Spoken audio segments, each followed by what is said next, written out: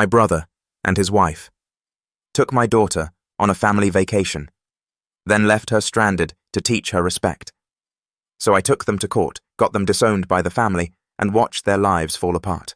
Something happened a few months back that completely changed how I see family. I used to think blood automatically meant loyalty. Turns out it doesn't. What started as a simple family trip ended up showing me just how far people will go when jealousy eats them alive. I'm not here for pity.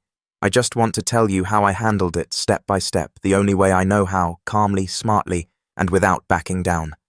My daughter Sarah, 16 female, had been buzzing about that family trip for weeks. She was smart, full of life, and honestly too good for the circus that is my brother Mike's family.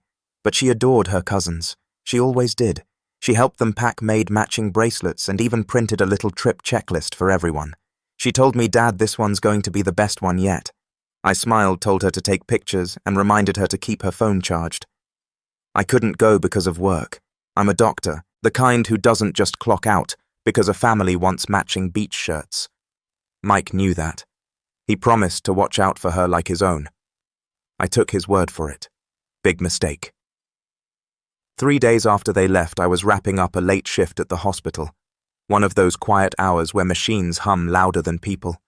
My phone buzzed with an unknown number. I almost ignored it, thinking it was another wrong call. But something in me said, "Pick up." The voice on the other end wasn't just crying, it was shaking. "Dad, Dad, it's me. It's Sarah." She was panicking so badly I could barely understand her. Between gasps, I made out pieces. Melissa took her phone to teach her respect.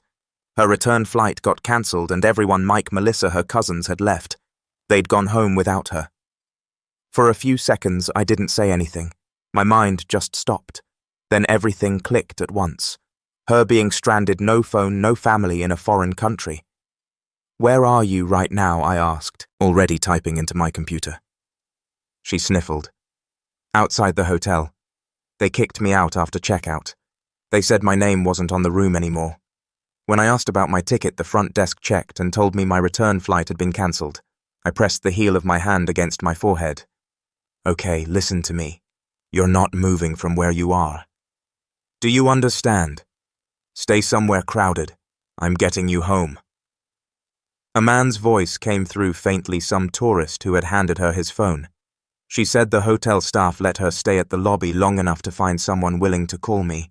She'd been trying all day. I kept my tone steady, but my chest was on fire. "You're going to be fine, Sarah. Just hang tight. I'm booking your flight right now." Within minutes, I had her on the next available flight home. I called the airline, arranged an airport escort for her, and sent them her photo and booking info. I've handled surgeries smoother than that call, but nothing has ever made my blood run colder. I informed the charge nurse I was leaving, didn't wait for approval. "Family emergency," I said. That was all. The drive to the airport felt longer than any shift I'd ever done. My brain replayed her voice, trembling and broken. I kept gripping the steering wheel tighter every time I thought about Melissa, about that smug, self-righteous tone she always had, the kind of person who thinks her cruelty is discipline. I thought about Mike, too spineless, probably nodding along to whatever she said. He'd always been that way. When we were kids, he'd lie and I'd take the blame. Some people never outgrow cowardice. My phone pinged with flight updates every few minutes. I kept checking them like a man on autopilot, heart pounding but face calm. That's something medicine teaches you. Stay steady, even when it burns inside.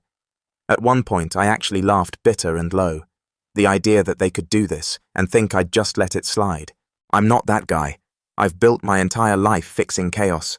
And this was personal. When I finally pulled into the airport parking lot, I killed the engine and sat there for a second, just breathing. My reflection in the rearview mirror looked calm, the kind of calm that comes right before a storm. I opened my phone, looked at the last message Sarah had sent before they left. "Don't work too hard, Dad. I'll bring you something cool." My jaw clenched. I walked inside, scanned the arrivals board and checked the time. Her flight had just crossed the halfway mark on the tracker. I still had about 3 hours to wait. 3 hours for that anger to settle into something sharper. This wasn't just neglect. This was deliberate, calculated. And the moment I saw my daughter safe, I was going to make sure Mike and Melissa understood exactly who they had messed with. As I sat there in that dim waiting area surrounded by the quiet hum of late-night travelers, I realized I wasn't even mad in the usual way. I was focused, cold, precise. They didn't just abandon my daughter. They made the mistake of assuming I was the kind of man who forgives family misunderstandings. I'm not. I looked at the sliding glass doors where the next wave of passengers would walk through. My hands tightened as I thought about what was coming. They left my kid alone in another country. That's not a mistake. That's cruelty. I kept replaying that line in my head as I stood in the arrival section. Every parent there was smiling except me. I wasn't smiling. I was standing still, running through every possible outcome in my head like a checklist. Then, I saw her. Sarah walked out of that gate like a ghost of herself, holding onto one small bag like her life depended on it. Her eyes scanned the crowd once, then she spotted me. The second she did, all that composure she'd been trying to hold together cracked. She ran into my arms and just clung there, didn't say a word, just held on. I did not ask anything. I just wrapped my arms around her and said, "You're safe now. I've got you." We walked out to the parking lot in silence. She looked exhausted, like she hadn't eaten or slept properly in days. I waited. I didn't push. I know how trauma works. You let the silence do the work first. Halfway down the highway, she spoke, her voice small. "I tried to stay calm, Dad. I really did. What happened?" She swallowed hard. "It started the second we landed. Melissa kept saying I was too attached to my phone, that I should learn how to enjoy the trip instead of scrolling. So she took it for the week. I thought she'd give it back at night, but she didn't.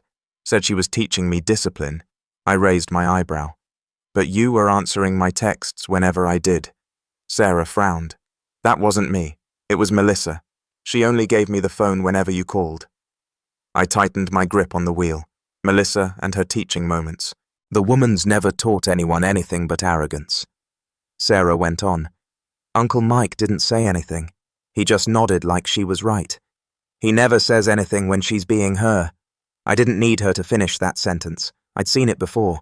Melissa barking, Mike being a doormat standing behind her, pretending to keep peace while doing absolutely nothing. Sarah sniffed. "At first it was okay. The cousins were nice. We went to the beach, got ice cream. But then Melissa started picking at me. Said I was showing off because Grandpa always talks about me. She kept saying things like, 'Some kids think being smart makes them better than everyone.'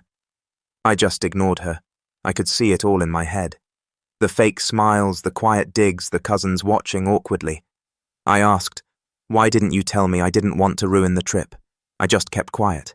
That was Sarah, always the peacemaker, always trying to hold a family together that didn't deserve her effort. She took that from her late mother. She wiped her eyes and kept going. When it was time to leave, I started packing. Melissa came in and said my ticket got messed up. She said her assistant would fix it, so I waited in the lobby while they loaded the car. I thought they were just checking out.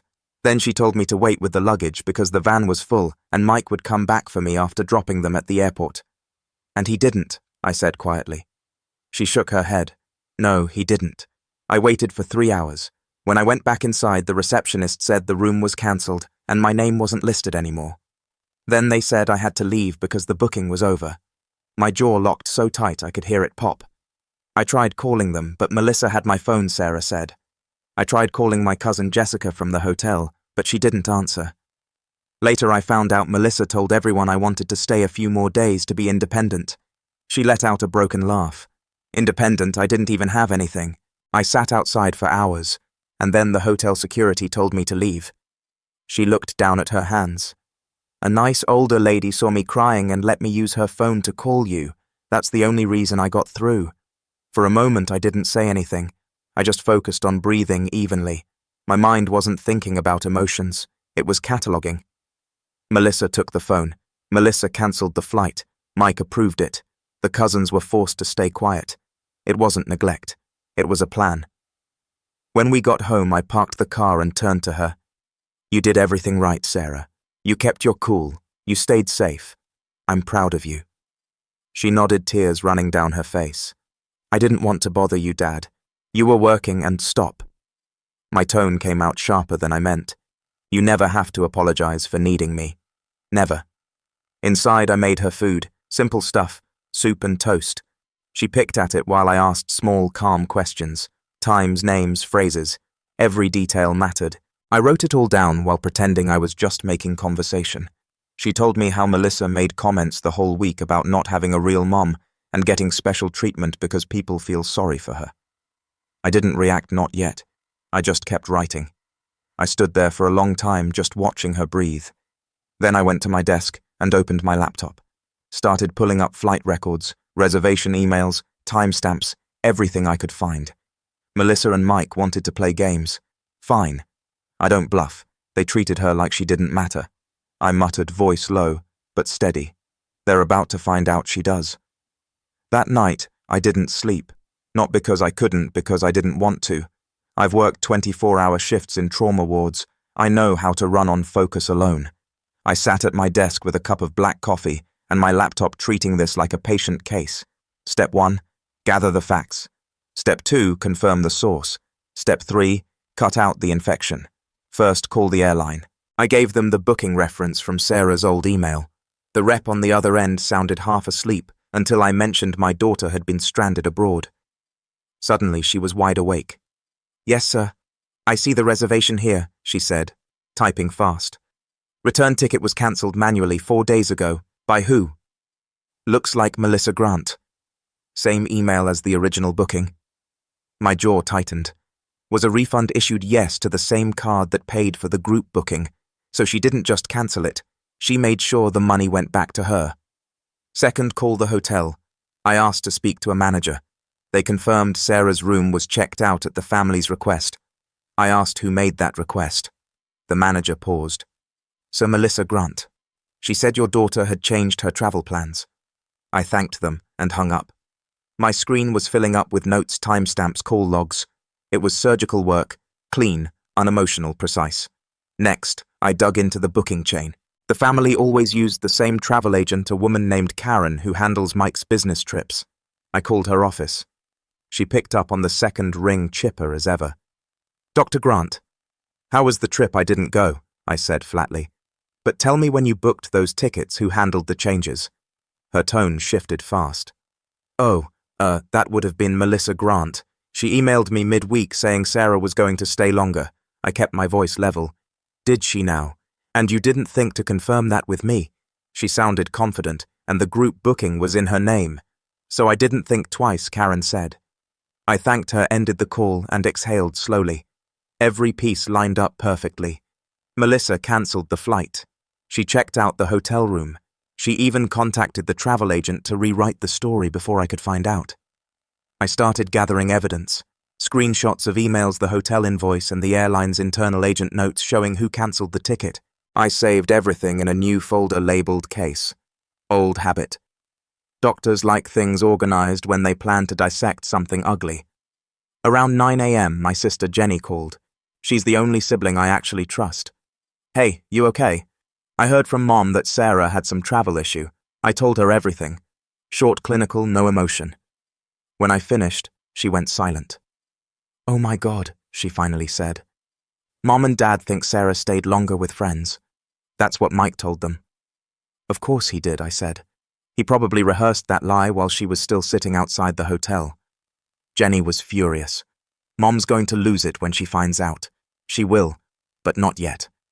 I want every fact on paper first." While we talked, I kept working, copying the metadata from the booking emails, downloading the timestamps. Evidence doesn't lie even when family does.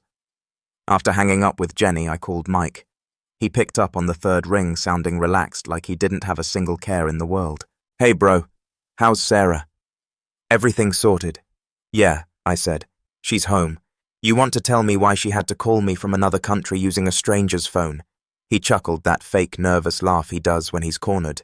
"Don't exaggerate. She's fine, right? You left a 16-year-old stranded overseas with no phone and no return ticket. You better hope I'm exaggerating, Mike." He went quiet. Then Melissa told me she had it under control. She said Sarah wanted to stay longer. "Save it," I cut in. "I've got the airline logs, hotel records, and travel agent emails." Melissa didn't have it under control. She had it planned. He tried another weak defense. "You know how misunderstandings happen on trips. Maybe the system messed up." "Yeah," I said dryly. Funny how the system always messes up in your wife's favor. He mumbled something about needing to talk to Melissa and hung up. I sat there for a minute, just staring at the call screen, then opened a new document titled Incident Report. I typed every word Sarah had told me, every quote from the calls, every timestamp. The more I wrote, the calmer I got. I wasn't yelling, I wasn't pacing, I was preparing. By the afternoon, I had a file thick enough to make anyone nervous. I saved copies to an encrypted drive and printed a few key pages. Then, I texted my lawyer friend Daniel, the kind of guy who's seen enough family lawsuits to keep emotion out of it. Need a favor? Family matter involves endangerment of a minor. Want to sue? Daniel replied, that bad worse. Sending documents now. I hit send on the folder and leaned back. The house was quiet except for the sound of the printer spitting out paper. For the first time since that phone call, I smiled. Not because it was funny, but because it was inevitable. Mike and Melissa wanted to act like Sarah didn't matter, like she was just some kid who'd get over it. They forgot who her father was. I picked up my phone, sent Daniel one last message. We're going legal. By the next morning, I had everything ready. Evidence doesn't lie, and I had enough to crush theirs. The timing worked out. It was Saturday, our family's usual get-together at my parents' house. Perfect stage. I didn't tell anyone I was coming. I wanted them unprepared. When Sarah woke up, I told her, we're visiting Grandma and Grandpa today. You don't have to say anything. Just stay beside me. She hesitated. Are they going to be there? They are, I said, and they're going to answer for what they did. We drove in silence. I could see her fidgeting with her sleeve, nervous but trying to stay calm. She'd been through enough already, and I wasn't about to let her face another second of humiliation. The second we pulled into my parents' driveway, I spotted Mike's SUV. Of course, the man couldn't look guilty if he tried. Inside, my parents were at the table. Jenny was helping Mom set the plates, and Mike and Melissa were sitting like royalty laughing at something. The moment I walked in, it was like the air got vacuumed out of the room. Mike's smile froze. Melissa blinked twice, then forced another one. Oh, you made it. Yeah, I said, dropping a thick folder on the table. Didn't want to miss family time. Mom's face lit up when she saw Sarah, but she could sense the tension instantly. Everything okay? She asked softly. Not yet, I said, but it will be. I sat down across from Mike and Melissa and opened the folder. Printed pages slid out, flight confirmations, hotel checkout records, timestamps and email chains. Melissa's name was on every one of them. What's all this? Mike asked, pretending confusion like he was reading a foreign language. This, I said evenly, is the paper trail proving my daughter's flight was cancelled manually by your wife. Her hotel room was checked out early also by your wife, and all of it was approved by you. Melissa gave a weak laugh. That's ridiculous. There must be some mix-up. Right, I said, a mix-up where your name shows up on every approval. Interesting coincidence. Mike leaned forward, palms up. Fake calm. Look, we're sorry Sarah had travel issues, but you're blowing this out of proportion. It was chaos that morning. And don't, I said sharply. Don't insult my intelligence with that chaos excuse. You both left a 16-year-old girl in a foreign country. That's not chaos, that's neglect. Melissa crossed her arms. We thought she wanted to stay longer. She's always so independent. I leaned back, looking her dead in the eye. Really? Because the hotel manager says you told them she checked out with you, and the airline says you cancelled her ticket, so unless Sarah hacked your email from another country, you're lying. The room went dead quiet. Jenny stopped setting the table and just stared. My mom had her hand over her mouth. Melissa's mask started to crack. Her lips tightened. Maybe if your daughter wasn't everyone's favorite, people wouldn't be tired of her. The words hung in the air like a slap. What did you just say? My father's voice cut through the silence. He stood up slowly, his face red. You left my granddaughter stranded because you were jealous. Melissa's jaw trembled. That's not what I... He slammed his hand on the table so hard the dishes rattled. Shut your mouth, Mom gasped. Jenny was frozen, eyes wide. Sarah, who'd been standing near the doorway, looked down, trying not to cry herself. I stayed seated calm, because that's what power looks like. You know? I said slowly. I used to think people exaggerate about how petty jealousy can make someone. But this is a new level. You humiliated a kid because you couldn't handle her being loved. Mike tried to interject. Hey, Don't talk to my wife like that. I cut him off. No, you don't get to defend her. You were supposed to be responsible for Sarah on that trip. You let it happen. You let her sit outside a hotel with no phone and no way home while you went sightseeing. You're her guardian, Mike, and you failed. He looked like he wanted to argue, but there was nothing left to say. His silence said it all. I stood up, collected the papers, and turned to my parents. I didn't come here for a fight. I came here to show you the truth. Then I looked at Mike. We're done. You'll be hearing from my lawyer. Sarah walked to my side. We started toward the door, and I could hear Melissa sniffling behind us, trying to twist the story already. You're ruining this family, she cried. My father's voice followed me. No, he said loud and final. You did. You're no daughter-in-law of mine. And Mike. He paused, voice low but firm. You're no son of mine. We left. The second the door closed behind us, Sarah exhaled like she'd been holding her breath for hours. Was that okay? She asked quietly. I nodded. You handled it perfectly. We got in the car.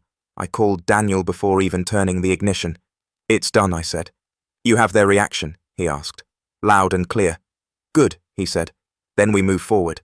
As I pulled out of the driveway, I caught one last glimpse of my father through the window standing tall beside my mother, his face hard and set. For the first time in years, I saw the old man I grew up respecting, the one who didn't tolerate cruelty no matter who it came from. I drove off without looking back. Whatever happened next wasn't family business anymore. It was legal business. 3 days later, the doorbell rang just after dinner. I checked the camera. Melissa alone, the same woman who had strutted around like she owned the family, now looked like she'd been chewed up and spit out. I opened the door halfway, just enough to make her uncomfortable. Can we talk? She asked, voice trembling. I crossed my arms. I don't think there's anything left to say. Please, she said, eyes darting like she was being chased. Just 5 minutes. I need to explain. I didn't answer. I just stepped aside without saying a word. Silence makes people panic faster than shouting. She walked in, clutching her bag like a shield. The moment she stepped into the living room, her whole act cracked. I messed up. Okay, she blurted. I didn't mean for things to get so out of hand. I sat on the edge of the couch, motionless. You cancelled her ticket, took her phone, and left her in another country. That's not an accident. That's a choice. She started pacing. I just wanted her to stop acting like she's better than everyone. You have no idea what it's like. Everyone comparing my kids to your perfect daughter all the time. Grandpa this, grandma that. It's always Sarah's so polite. Sarah's so smart. Sarah's so mature. You think that doesn't hurt my kids? I tilted my head slightly. So your solution was to abandon her. Her breathing picked up. You don't get it. She doesn't even have a mom yet. Everyone treats her like she's some miracle child. My kids have 2 parents and nobody even notices them. That line hit harder than she expected. Not because it hurt me, because it exposed everything. The jealousy, the bitterness, the reason she did it. I stood up slowly, pulled my phone from my pocket, and placed it on the coffee table. Recording. Keep going, I said quietly. She didn't notice. She was spiraling. Mike said it was too much that your daughter always gets the sympathy vote. Every family dinner, your dad brings her up like she's the only grandchild who matters. She dropped her bag on the floor, tears streaking her face. But it went too far. I thought maybe you'd get mad, yell at me, but I didn't think you'd... She stopped mid-sentence, realizing what she just admitted. I met her eyes. Didn't think I'd expose you. Hold you accountable. Sue you. Her face drained of color. Then she saw my phone light blink red. Recording. Her voice broke into a scream. Are you recording me? Yep, I said flatly. I like keeping receipts. She lunged toward the phone, but I picked it up before she could touch it. You can't do this. You'll destroy my family, she cried. You already did. I said calm as stone. She dropped to her knees, sobbing, hands clasped. Please, I didn't mean to hurt her. I was just angry. You don't know how it feels when everyone loves someone else's kid more than yours. You're right, I said. I don't know how it feels to be jealous of a child. That's because I'm not pathetic. She froze, tears still streaming, mouth open, but no sound coming out. Then, like flipping a switch, her sorrow turned to venom. You think you're perfect, don't you? always the hero. If you weren't so smug, maybe people wouldn't hate you. This is your fault. You made me look bad. There it was. The real her again. The entitled, bitter woman who thought playing victim erased cruelty.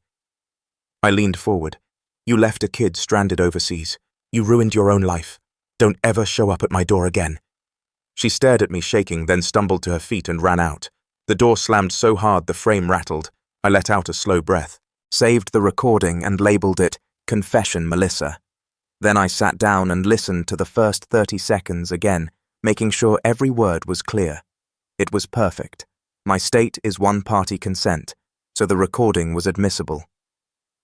That night, I sent the file to 2 people, Daniel, my lawyer, and my father. No explanation, just the audio clip and the subject line proof. 15 minutes later, my phone rang. It was Dad. His voice was shaking, but not from sadness, from rage. "Send me everything," he said. "Every document, every recording, every message. I'll handle the rest." "You sure?" I asked. "I've never been more sure of anything," he said. When the call ended, I knew 2 things. 1, Melissa wouldn't sleep again for a long time, and 2, I'd make sure her confession didn't just end up as gossip. It was going to be evidence. I wasn't the kind of man who yelled or threatened. I built cases. I proof. I made things official. So when I said I'd make Melissa's confession into evidence, I meant it. By Monday morning, Daniel had already filed the civil lawsuit negligence and emotional distress. It wasn't just family drama anymore. It was an official case with my daughter's name on it. Everything was documented: the cancelled flight, the hotel checkout, the audio confession, the phone logs. Months later, when the case finally went to trial, the courtroom was quiet, formal, tense. The air in that room felt thick, like everyone knew something irreversible was about to happen.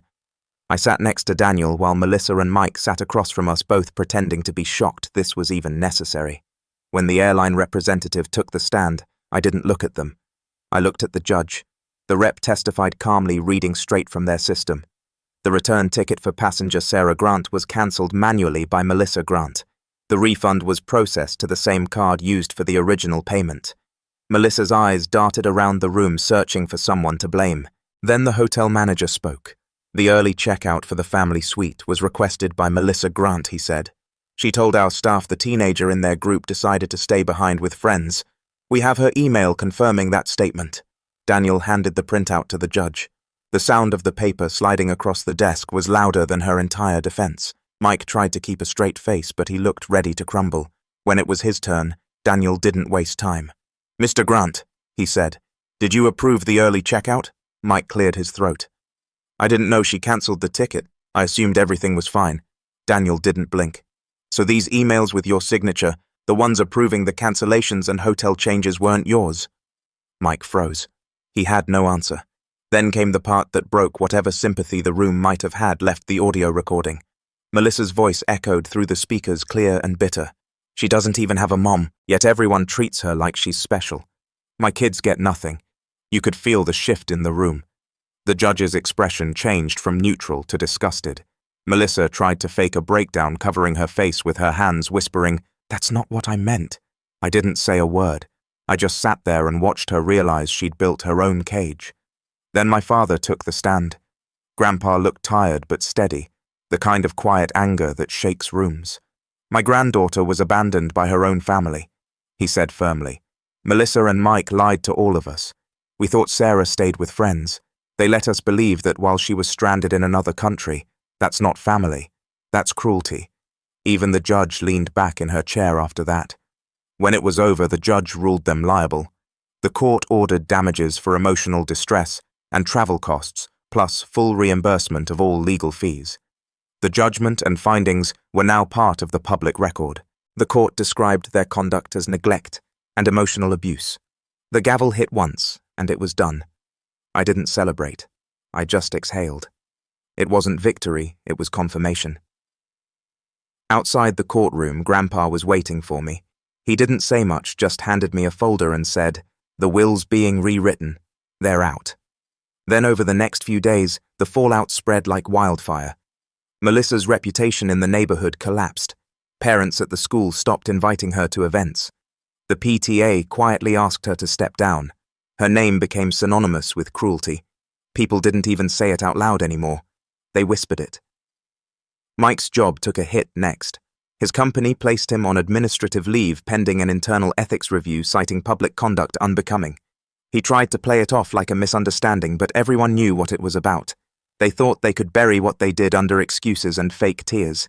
Instead, they buried themselves. I didn't gloat. I didn't post. I didn't even mention it again. I just went home, sat with Sarah, and helped her plan for the future. She was starting to smile again, starting to sleep through the night. We talked about college art travel things that weren't tied to fear anymore. She asked me once, "Dad, do you feel better now that it's over?" I shook my head. This wasn't about feeling better. Revenge isn't what this is. It's correction. Because that's the thing about justice. When it's real, it doesn't need to be loud. It just needs to be done. Months passed quietly after the trial. Life didn't snap back to normal, but it started moving in the right direction. Sarah went back to being her usual self, focused, funny, and sharp. She started volunteering at the hospital on weekends, helping kids with art projects while I worked nearby. Watching her walk down those same halls that used to see me at my most exhausted made something in me ease for the first time in a long time. She'd talk about studying psychology, said she wanted to help kids who don't get lucky parents. I never told her how much that line hit me. I just nodded and said, "You'd be good at that." The lawsuit finally wrapped up in full. The judge's written judgment landed like a hammer. Mike and Melissa Grant liable for negligence and intentional infliction of emotional distress. It wasn't prison time, but it wasn't a slap on the wrist either. They were ordered into counseling, fined heavily, and restricted from any unsupervised travel with minors for 5 years. The judge made it clear in her final statement, this wasn't an accident. It was a deliberate act meant to humiliate and isolate a minor. Hearing those words printed on the record felt better than any apology ever could. After the judgment went public, the company finished its ethics review.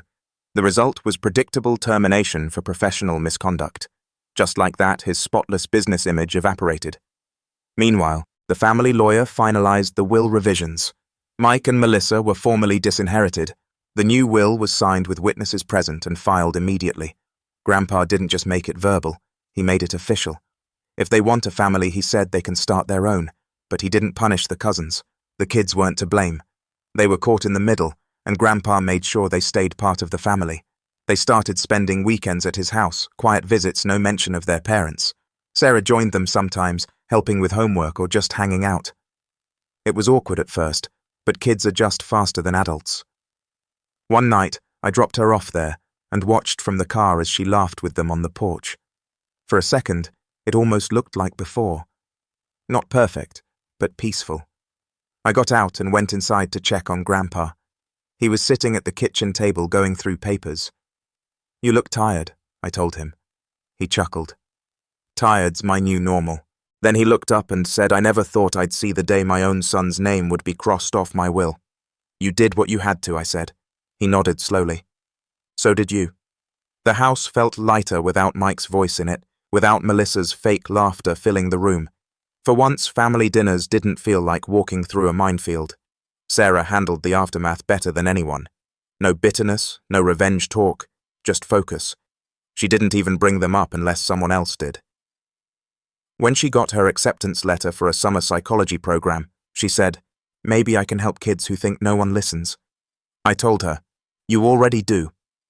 Meanwhile, I stayed busy.